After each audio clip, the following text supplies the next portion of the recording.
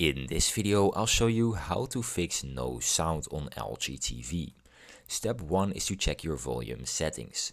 Ensure the volume on your TV and remote is not muted.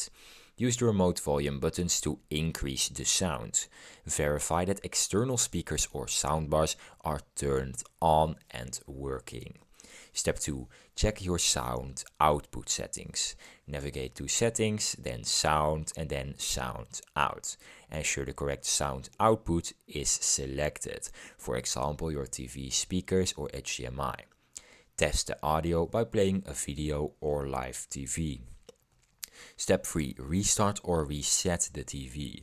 Turn the TV off and unplug it for 5 minutes. Plug it back in and turn the TV on.